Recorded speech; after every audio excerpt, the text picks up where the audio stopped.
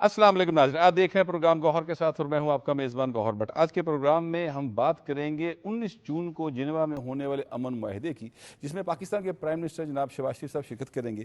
ساتھ ہی بات کریں گے افغانستان کی جو اب دہشت گردوں کی باقاعدہ ایک ماضگہ بن چکا ہے، جبکہ پنجاب میں آج بجٹ پیش کر دیا گیا، اس پر بھی بات کریں گے۔ تینوں اس پر بات کرنے کے لیے ہمارے ساتھ لاہور اسٹوڈیو میں موجود ہیں جناب سلمان غنی صاحب، جناب سجاد انور صاحب، جناب جاوید فروکی صاحب، تینوں بڑے سینئر صحافی اور تجزیہ نگار ہیں۔ پہلے بات کرتے ہیں سلمان غنی صاحب جنیوا امن معاہدے کی، جو کہ ایکچولی اسلام آباد اکارڈ کہلائے گا۔ وہاں پر ہمارے پرائم منسٹر شہباز شریف صاحب جائیں گے اور سارا جو ارینجمنٹ ہے جو بتایا جا رہا ہے وہ پاکستان کی یعنی صدارت میں یا پاکستان کی نگرانی میں وہ سارا کام ہوگا۔ کیسا فیل کرتے ہیں سر؟ بہت عزت ملی پاکستان کو؟ پاکستان کے پرائم منسٹر بھی ہوں گے، فیلڈ مارشل عاصم منیر بھی ہوں گے، اور یہ جمعے کا روز دنیا کی سیاسی تاریخ میں ایک اہم پیش رفت کے طور پہ دیکھا جائے گا، اس لیے کہ دو فورسز جن کے بارے میں پوری دنیا کو پتا تھا کہ یہ آپس میں مطالب ہیں اور کبھی ان کی صلح نہیں ہو سکتی، کبھی یہ مذاکرات کی میز پر نہیں بیٹھ سکتے، ان کے درمیان ڈائیلاگ نہیں ہو سکتا۔ یہ ایک بڑا کریڈٹ ہے پاکستان کا کہ پاکستان نے نہ صرف جنگ بندی کروائی، مذاکراتی عمل بحال کروایا اور مذاکراتی عمل کی نتیجہ خیزی۔ آپ دیکھیں کہ آج سے 3 روز پہلے جب رات کو پاکستان کے پرائم منسٹر نے ایک ٹویٹ جاری کی جس میں انہوں نے کہا کہ کچھ گھنٹے کے اندر، اور میں اس وقت وہ دیکھ رہا تھا تو اسی دوران ایک تناؤ اور ٹکراؤ تھا کہ پتہ نہیں دوبارہ یہ جنگ شروع ہوگی۔ میں سمجھتا ہوں اسرائیل نے کوشش کی، ایک بہت بڑی دیکھیں اسرائیل اب بھی کوشش کر رہا ہے، وہ اب بھی کوشش کر رہا ہے، لیکن بڑی بات کیا ہے؟ بڑی بات یہ ہے کہ دنیا کی سپر پاور اس کو یہ پتہ چل گیا ہے کہ اس سارے معاملے میں اسے کس نے الجھایا تھا، کس نے اس نہج پر پہنچایا۔ بات یہ کہ امریکہ کو آپ ان کی پالیسیز سے اختلاف کر سکتے ہیں، لیکن وہاں پر آج بھی ڈیموکریسی ہے۔ اور دیکھیں ٹرمپ صاحب نے، میں سمجھتا ہوں انہوں نے ایک ذمہ دارانہ کردار ادا کیا ہے کہ نہیں تو امریکہ کسی سے شکست کھاتا ہے، اور وہ ٹرمپ صاحب جو یہ کہتے نظر آ رہے تھے، یہ میں آپ کو 28 فروری سے 1-2 روز پہلے کی بات بتا رہا ہوں کہ اس کا وجود دنیا سے ہم ختم کر دیں گے اور ان کی تاریخ کو دفن کر دیں گے۔ یہ پھر ایران کا ایک بہت بڑا کریڈٹ ہے بٹ صاحب، یہ اس کی ثابت قدمی ہے، اس لیے کہ وہ ایک قوم بنی، اور قوم کیسے بنی کہ وہ مدرسہ جہاں 168 بچیاں جو شہید ہو گئیں تو وہ قوم بن گئی اور قوم کھڑی ہو گئی۔ دیکھیں جب آپ قوم بنتے ہیں نا تو آپ اپنے سے 6 گنا بڑی طاقت کو شکست دیتے ہیں، دنیا کو پتہ چلتا ہے کہ پاکستان ناقابل تسخیر ہے۔ سیم اسی طرح آپ ایران کی طرف دیکھیں کہ ایران پر تو وہ چڑھ دوڑے تھے اور انہوں نے کہا تھا ایران کا وجود ختم کر دیں گے، لیکن وہاں پر جب ایک مدرسے پہ بمباری ہوتی ہے تو وہ ان کے روشن خیال کہتے ہیں کہ جی اگر ہماری بچیوں میں تمیز نہیں ہو رہی تو کل کو ہمارے درمیان تمیز کیا ہوگی؟ وہ رجیم چینج کا لفظ کہ ہم رجیم چینج کر لیں گے۔ تو اب بات یہ ہے کہ ایک خوش آئند عمل ہے عالمی سطح پہ۔ دیکھیں ایک میسج دنیا میں کیا ہے کہ یہ دور جنگ و جدل کا دور نہیں ہے، یہ دور ڈائیلاگ کا دور ہے، اور پاکستان نے انیشیٹو لیا، پاکستان نے دنیا کو کر کے دکھایا۔ لیکن اس میں ایک کریڈٹ پاکستان کے، دیکھیں میں پرائم منسٹر شہباز شریف صاحب کو ایک کریڈٹ آپ ضرور دیں، جب وہ معاشی پالیسیز، اصلاحات، اقدامات کی بات بھی کرتے ہیں نا، اس میں بھی وہ فیلڈ مارشل کا نام بھی لیتے ہیں، اپنی ٹیم کے اراکین کا نام بھی لیتے ہیں۔ اور اب بھی جس ٹویٹ سے دنیا کو پتہ چلا، پہلے تو بات یہ ہے کہ وہ سوشل میڈیا پہ شاید اتنا یقین نہیں رکھتے تھے، میں حیران تھا کہ ان کی ٹویٹ ملینز میں گئی ہے، کہ ان کو جب بتایا گیا کہ آپ کی یہ ٹویٹ جو ہے، اس لیے کہ دنیا کے اندر ایک میسج کیا گیا کہ ڈائیلاگ سے مسئلے حل ہو سکتے ہیں، اور پاکستان کا یہ رول تاریخ میں یاد رکھا جائے گا کہ چھوٹا ملک بڑا کردار۔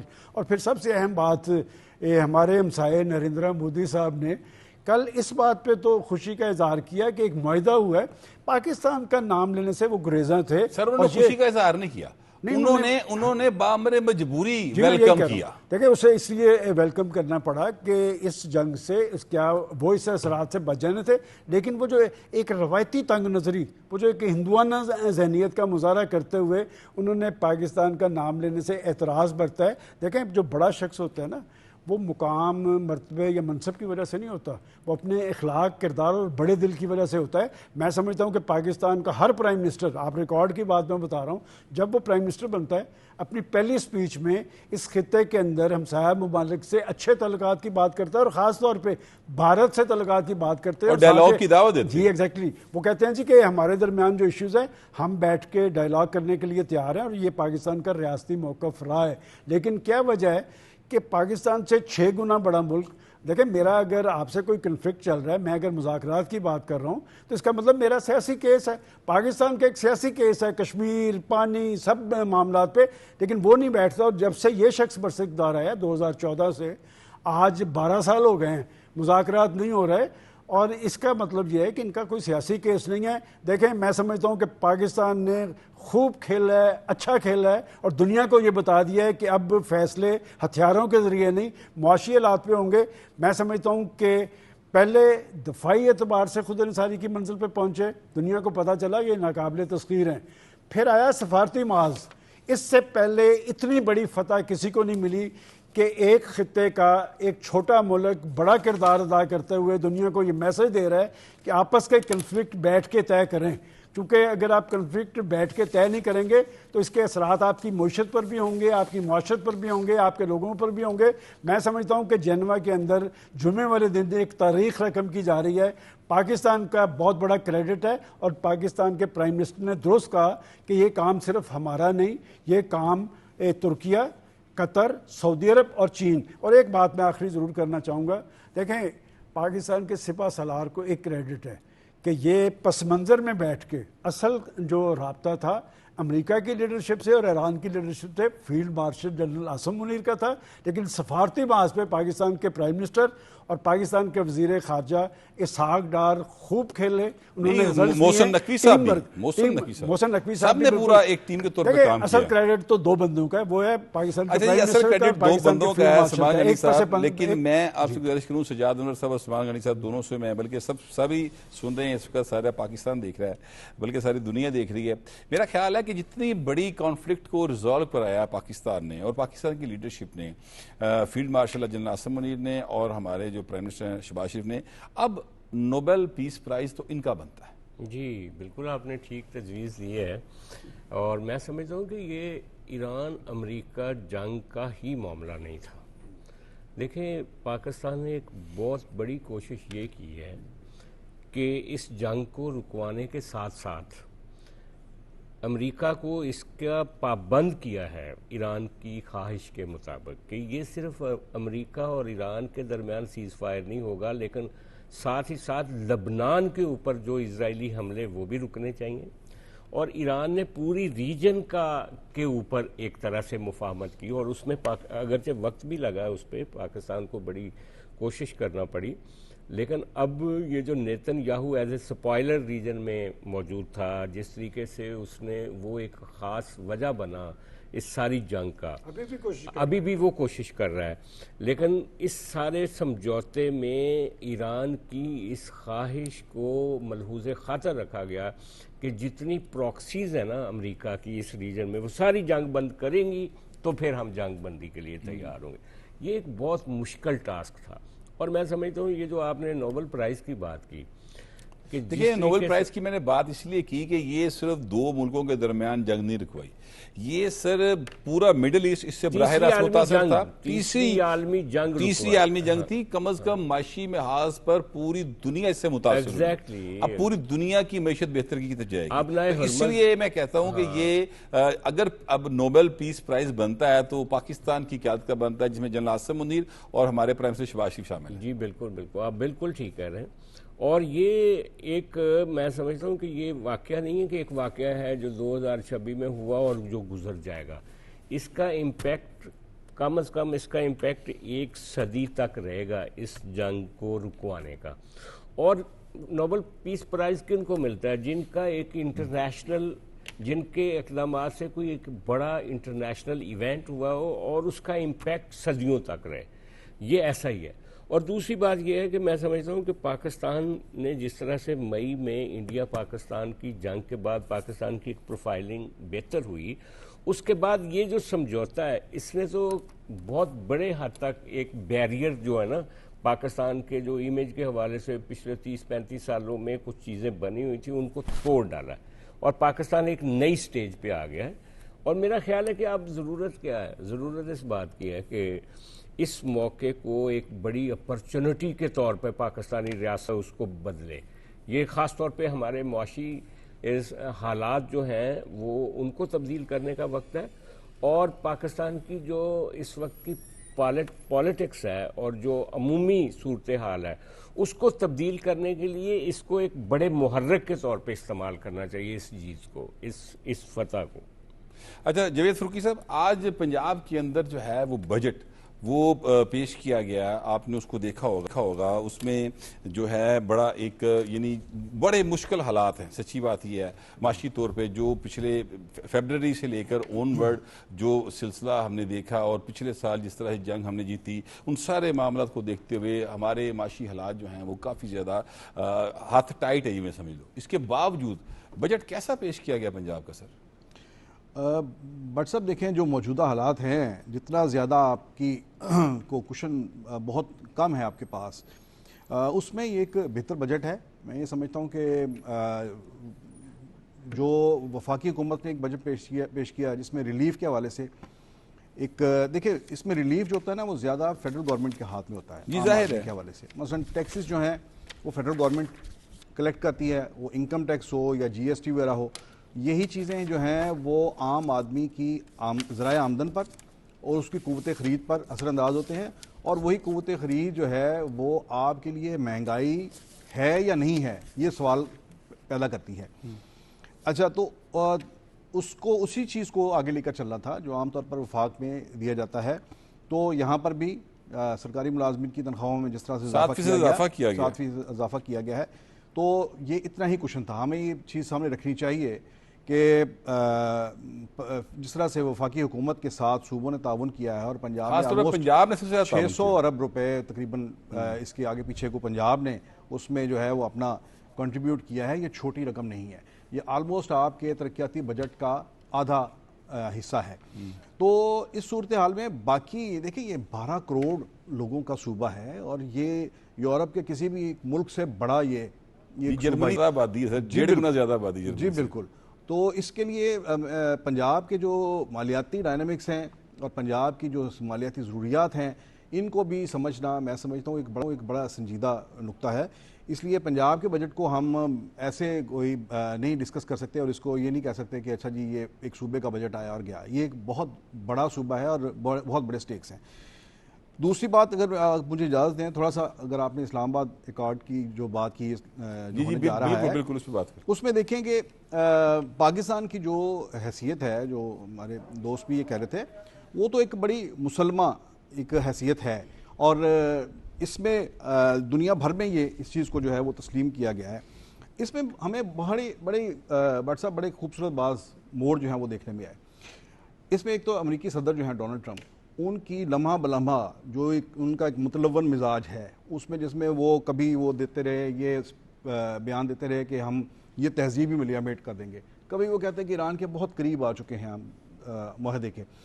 سو اس طرح کے ان کے متضاد قسم کے بیانات آتے رہتے تھے. لیکن آپ یہ دیکھیں اس میں پاکستان کی طرف سے پورے مذاکراتی عمل کے دوران کسی بھی طرف سے اس میں حکومت وزیر اعظم اور فیلڈ مارشل خاص طور پر اس میں تھے, اور پھر نائب وزیر اعظم اسحاق ڈار اور وزیر داخلہ محسن نقوی, یہ 4 شخصیات تو نمایاں طور پر اس میں سامنے تھی. لیکن میں ڈھونڈتا رہا کہ ان میں سے کسی کی طرف سے مجھے کوئی اشارہ ملے کوئی اس مذاکراتی عمل کے حوالے سے. انہوں نے بڑی ذمہ داری سے کوئی بات نہیں کی. بالکل ٹھیک بات. ابھی جو سلمان صاحب کہہ رہے تھے کہ وزیر اعظم کا جو ٹویٹ ہے اس کو ری ٹویٹ کیا گیا اور کتنی بار ان کا ایکس پوسٹ کو ری پوسٹ کیا گیا, اس کی بنیادی وجہ بھی یہی ہے کہ وزیر اعظم شہباز شریف نے جب بھی ایک ایکس پر پوسٹ کی تو وہ ایک سنجیدہ سورس کے طور پر ان کو دیکھا گیا اور ان کی بات کو ایک ریلائبل سورس کے طور پر لیا گیا, اور وہ بات پھر امریکی صدر نے ری پوسٹ کی اور باقی لوگوں نے ری پوسٹ کی.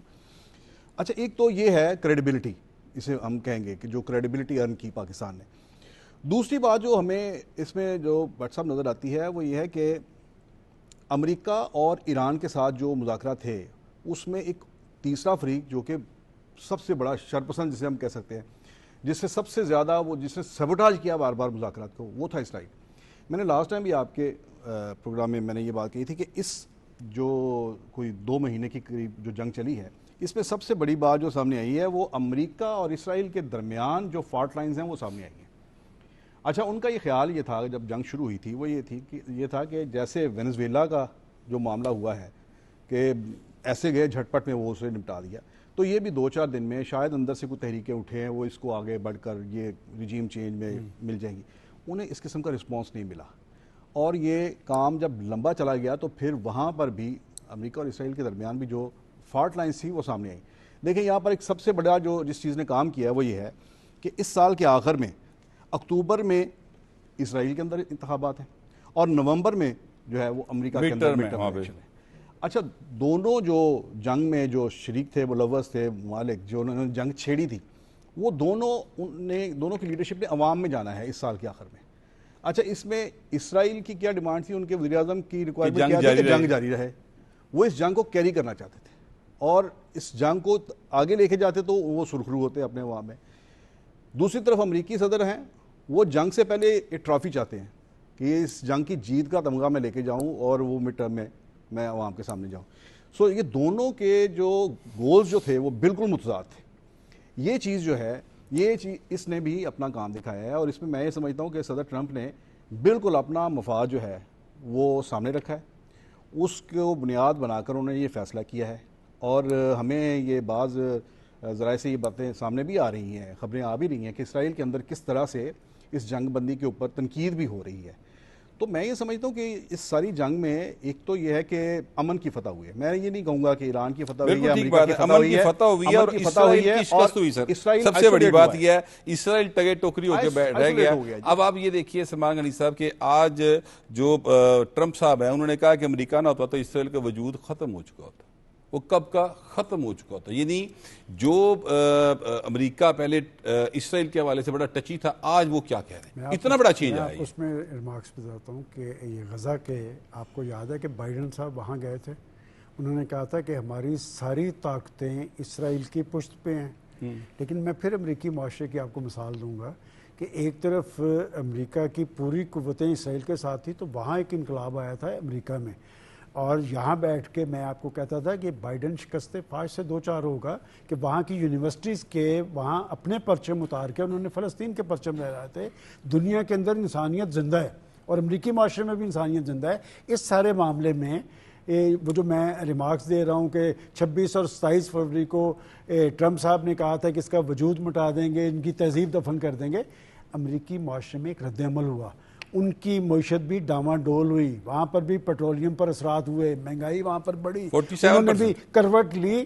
تو آج وہ جو جان چھوڑاتے نظر آ رہے ہیں، میری آپ بات ایک اور بات لکھ کے رکھ لیں کہ اسرائیل باز نہیں آئے گا، اور میں سمجھتا ہوں کہ اب جو صورتحال بن رہی ہے یہ گیند امریکہ کی کورٹ میں ہے۔ امریکہ کو اس ساری صورتحال میں ذمہ دار بننا پڑے گا، اور ذمہ دار اس لیے بننا پڑے گا کہ ماضی کے اندر امریکہ 100% ان کے ساتھ رہا ہے، اور ابھی بھی میں یہ سمجھتا ہوں کہ امریکہ یہ نہیں چاہے گا کہ انہیں حالات کے رحم و کرم پہ چھوڑ دے۔ لہٰذا جو جنیوا کے اندر تاریخ لکھی جا رہی ہے اس کا بڑا کریڈٹ پاکستان کو ہے، لیکن ہمیں جو بڑا کریڈٹ ملا ہے، میں سمجھتا ہوں کہ اس سے پاکستان کے اندر بھی استحکام آنا چاہیے۔ دنیا کو پاکستان نے امن یقینی بنا کے دیا ہے، اب معاشی حوالے سے دنیا کو پاکستان کے ساتھ کھڑا ہونا پڑے گا۔ پاکستان ایک ذمہ دار ملک ہے، پاکستان نے امن قائم کر کے دکھایا ہے، اور پاکستان نے دنیا کو ایک میسج دیا ہے کہ اب آنے والے وقت کے اندر جنگ و جدل جو ہے وہ مسائل کا حل نہیں ہے، ڈائیلاگ کا عمل ہے، اور اگر کسی نے ڈائیلاگ کا عمل سیکھنا ہے تو ہم اس کے لیے تیار ہیں۔ اچھا سلمان غنی صاحب، میں چاہتا ہوں کہ تھوڑا سا پنجاب کے بجٹ پہ اب باقاعدہ بات کر لیجیے۔ وہ جاوید فروکی صاحب نے ظاہر ہے کہ وہ بات کا رخ موڑ دیا تھا، تو لیکن اب میں چاہتا ہوں کہ پنجاب کے بجٹ بات کریں۔ اب دیکھیں جتنا ٹائٹ حالات ہیں آپ اچھے طریقے سے جانتے ہیں، اس کے باوجود یعنی پنجاب کے بجٹ میں 20 ارب روپے رکھے گئے ہیں نواز شریف انسٹیٹیوٹ آف جو کینسر ٹریٹمنٹ ہے اس کے لیے 20 ارب رکھے گئے ہیں۔ نوجوانوں کے لیے جو آئی ٹی ٹولز کے حوالے سے رکھے گئے ہیں 10 ارب روپے رکھے گئے ہیں، اور اس طرح اور بہت سارے انیشیٹو لیے گئے ہیں انتہائی ٹائٹ حالات کے باوجود۔ میں چاہتا ہوں آپ اس پہ تھوڑا سا ذرا آگاہ کریں لوگوں کو۔ ابھی جو بات کی گئی ہے اس میں کوئی شک نہیں کہ این ایف سی کو تو نہیں چھڑا گیا، لیکن صوبوں نے اپنا حصہ چھوڑا ہے وفاق کے لیے، اور یہ ایک خاص شرح سے ہوا ہے. دیکھیں اگر پنجاب کو اپنی آبادی کی بنیاد پر بڑا بجٹ ملتا تھا تو اسی شرح سے سندھ میں بھی کم ہوا ہے, پنجاب نے بھی کم کر کے وفاق کے لیے ڈرا کیا ہے. اگر آپ نے تو جن چیزوں کی بات کی ہے, میں سمجھتا ہوں کہ پھر بھی 488 ارب کم ملنے ہیں پنجاب کو, تو انہوں نے پھر بھی جو بات کی ہے نا شہروں کی ترقی کے حوالے سے, ڈسٹرکٹ گورنمنٹ کے حوالے سے, بلدیاتی اداروں کے حوالے سے, میں سمجھتا ہوں کہ بلدیاتی اداروں کا فعال سسٹم جو ہے لوگوں کے مسائل کے حل میں معاون بنتا ہے. جہاں تک آپ نے نواز شریف کینسر ہاسپٹل کی بات کی ہے, سر یہ ویسے بہت بڑا کام ہے. میں اس لیے کہہ رہا ہوں کہ شریف فیملی کا شروع سے اگر آپ یہ سچی مچی بہت بڑا کام ہے, کیونکہ یہ دیکھ لیں بہت مہنگا اور بڑا تکلیف دہ علاج ہے. میں سمجھتا ہوں کہ بہت اچھی بات ہے کہ انہوں نے اس معاملے میں خاص طور پہ دیکھیں, اگر آپ لوگوں کی صحت عامہ کے حوالے سے سنجیدہ ہوں گے تو لوگ آپ کو دعائیں دیں گے. ایک میں ریکویسٹ اور کرنا چاہتا ہوں, آپ نے 7% تنخواہوں میں اضافے کی بات تو کر دی, وفاق نے 7% پینشنرز کو بھی دی ہے, لیکن پنجاب میں انہوں نے 3.5% کیا ہے. میں محترمہ چیف منسٹر صاحبہ کو کہوں گا, صرف اس لیے کہوں گا کہ پینشنرز کی آواز بننے کے لیے کوئی تیار نہیں ہے. پینشنرز بیچاروں کے پاس تو کوئی سیاسی اہمیت اور حیثیت نہیں ہے, لہٰذا اس 3.5% کو بھی 7% کریں جس طرح وفاق نے کی ہے. باقی بات ہے ایجوکیشن اور ہیلتھ.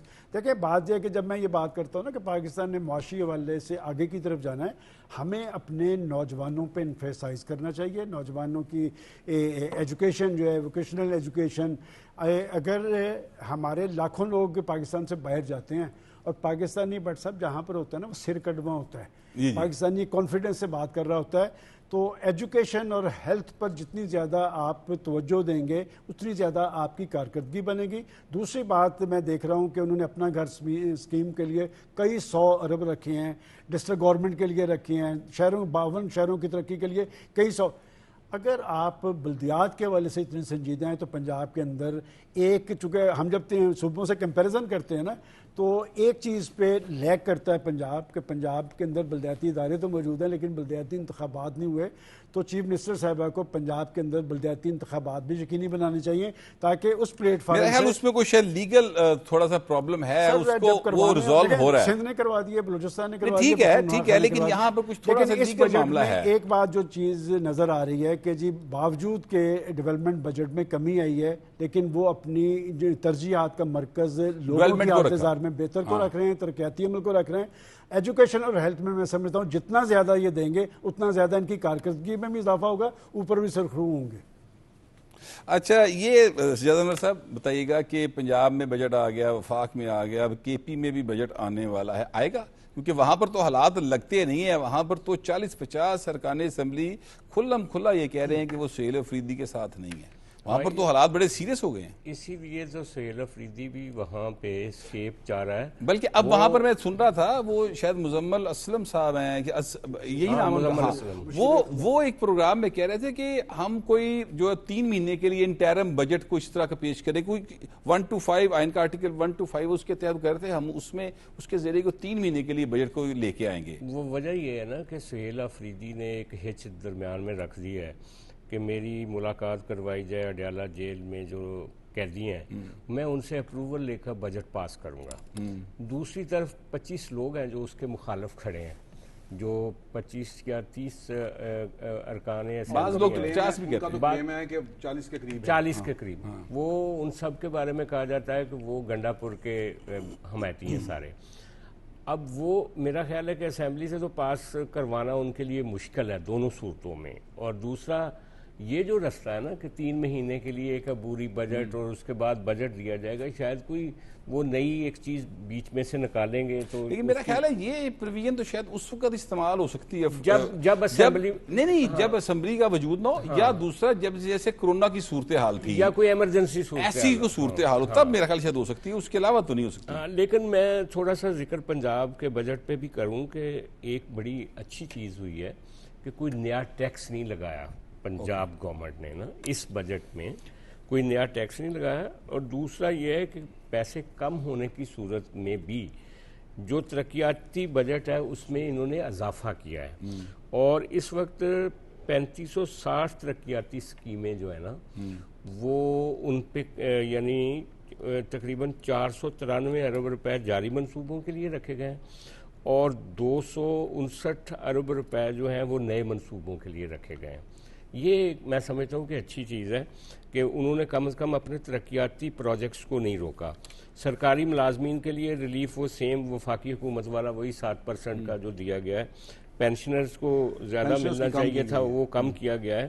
لیکن اس کے ساتھ ہی ساتھ سماجی شعبوں کی ممکنہ بہتری کے لیے اور خاص طور پہ جو ٹیکس یعنی یہ اگر میں کہتا ہوں کہ 1-2% بھی اگر یہ ٹیکس بڑھا دیتے تو جو انفلیشن پہلے اتنا زیادہ ہے اس میں اور اضافہ ہوتا.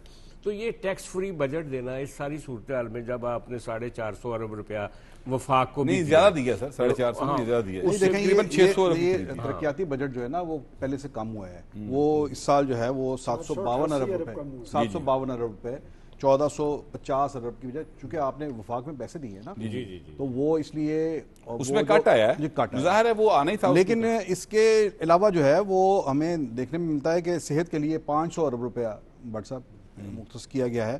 اور اس میں جنوبی پنجاب کے لیے خاص طور پر ایک کینسر ہاسپٹل جیسے ابھی یہ لاہور میں ایک کینسر ہاسپٹل بن رہا ہے آپ وہ دیکھ رہے ہیں کہ پائن ایونیو کے اوپر اور وہ بہت تیزی سے مکمل ہو رہا ہے. اس طرح سے جنوبی پنجاب کے لیے 15 ارب روپے اس کے لیے رکھے گئے. یعنی اب جنوبی پنجاب کا کوئی بھی شہری جو ہے کوئی مریض اس طرف اسے نہیں آنا پڑے گا جو ایک لمبا سفر کر کے آنا پڑتا تھا. وہ ایجوکیشن کے لیے 750 ارب روپے ہیں جس میں لیپ ٹاپ سکیم جو ہے وہ آپ کو پتہ ہے مسلم لیگ نون کا ایک بڑا سگنیچر ان کا پروجیکٹ ہے وہ 27 ارب روپے رکھے گئے ہیں. اور جو 15 ارب روپے جو ہیں وہ اسکالرشپ پروگرامز جو ہیں اس کے لیے 15 ارب روپے خاص طور پر. ایگریکلچر کے لیے انہوں نے پھر جو ہے اس سال جو ایک کہا جاتا تھا کہ زراعت آپ کی نیچے جا رہی ہے اور اگنور کیا جا رہا ہے 6 ارب روپے جو ہیں وہ ایگریکلچر کے کسان کارڈ کے لیے رکھے گئے. اس میں کسان کارڈ کا مطلب کیا ہے وہ یہ ہے کہ کسان کارڈ میں کسان کو اس کارڈ کے ذریعے سبسڈائز کھادیں اور بیج ملیں گے. سو اسے جب اس میں ایک اور اضافہ کر لیں ٹریکٹرز کے لیے بہت پیسے رکھے ہیں نئے ٹریکٹرز کی فراہمی کے لیے بھی. اچھا میں نے یہ جو کسان کارڈ کی بات ہے نا میں نے چند روز پہلے میری کچھ کاشتکاروں سے ملاقات ہوئی ایک نجی محفل میں تو میں نے ان سے پوچھا یار کسان کارڈ انہوں نے کہا ہمیں فائدہ اٹھا رہے ہیں اس سے باقاعدہ اس میں ہمیں چیزیں ڈیلیور ہو رہی ہیں باقاعدہ طور پہ جو پچھلے سال بھی رکھا ہوا تھا. ہم ایک زرعی ملک ہے اور پنجاب میں روٹی دال کبھی ایشو نہیں تھا رہا. یہ روٹی دال ماضی کی حکومت کی نااہلیوں کی وجہ سے ہوا ہے لیکن پنجاب کو میں سمجھتا ہوں کہ زیادہ زراعت پہ توجہ دینی چاہیے. اور یہ جو ٹریکٹر سکیم ہے بڑی تعداد میں لوگوں کو ٹریکٹر ملے ہیں نئی سکیم متعارف کرائی کئی 100 ارب کے فنڈز رکھے گئے ہیں. دیکھیں بات یہ ہے کہ آپ جدید تقاضے جب بروئے کار لائیں گے زرعی میدان کے اندر تو پاکستان خود کفیل ہوگا. پاکستان میں اگر آج فاقہ کشی نہیں کبھی ہوئی یا قید سالی نہیں پڑی تو زراعت کی وجہ سے نہیں پڑی. دنیا میں پاکستان ایک زرعی ملک مضبوط ہوگا تو زراعت پاکستان مضبوط ہوگا. بالکل ٹھیک بات ہے. زراعت بھی مضبوط ہوگا اور پاکستان کے جتنے بھی شعبہ زندگی ہیں وہ بھی مضبوط ہوں گے. یہ ہمارا آج کا پروگرام تھا. اپنا فیڈ بیک ضرور دیجیے گا. اب آپ سے ملاقات ہوگی کل. اللہ نگہبان.